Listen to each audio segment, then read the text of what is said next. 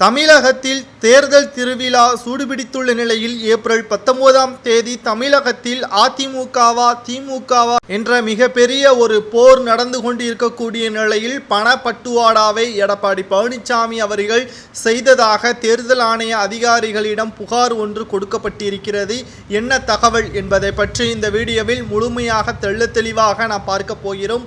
வீடியோவை மட்டும் ஸ்கிப் பண்ணாமல் முழுமையாக பாருங்கள். ராமநாதபுரம் தொகுதியில் எடப்பாடி பழனிசாமியின் மறைமுக வேட்பாளர்கள் 5 நபர்கள் பன்னீர்செல்வம் என்ற பெயரில் வேட்புமனு தாக்கல் செய்திருக்கிறார்கள். அதிமுகவின் நேரடியான வேட்பாளர் ஜெயபெருமாள் என்பவரும் நேரடியாக போட்டியிடுகிறார்.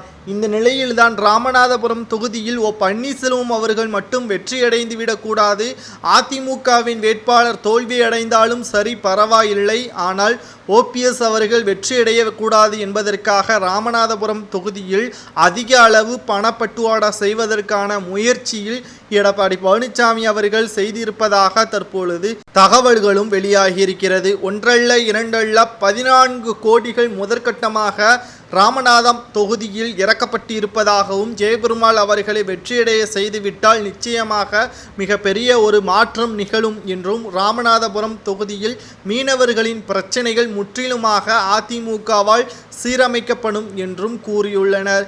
ஆனால் ஒரே ஒரு கருத்தை மட்டும் ராமநாதபுரம் தொகுதி மக்கள் முன்வைத்திருக்கிறார்கள்.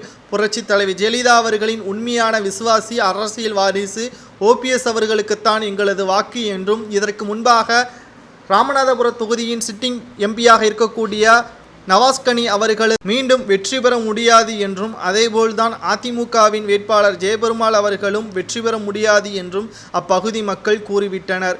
ஒட்டுமொத்தமாக அனைத்திந்திய அண்ணா திராவிட முன்னேற்ற கழகத்தை தோற்கடிப்பதற்காக ஓபிஎஸ் அவர்கள் எடுத்த மிகப்பெரிய ஒரு ஆயுதம்தான் ராமநாதபுரம் தொகுதி என்றும், அப்பகுதியில் உள்ள மக்கள் ஓபிஎஸ் அவர்களை தற்பொழுதே வெற்றியடைய வைத்து விட்டார்கள் என்றும், நீங்கள் எத்தனை கோடிகள் ராமநாதபுரம் தொகுதியில் இறக்கினாலும் ஒருபோதும் அதிமுக வெற்றியடையாது, எடப்பாடி பழனிசாமி என்ற துரோகி அதிமுகவில் இருக்கும் வரை 2 இடங்களில் கூட வெற்றியடைய முடியாது என்றும் எடப்பாடி பழனிசாமிற்கு எதிராக ஓபிஎஸ் அவர்கள் கூறியுள்ளார். இந்த நிலையில்தான் பன்னீர்செல்வம் அவர்களது உதவியாளரின் காரில் மூட்டை மூட்டையாக கட்டுக்கட்டாக பணங்கள் இருந்ததாக தகவல்களும் தற்பொழுது கசிந்திருக்கிறது.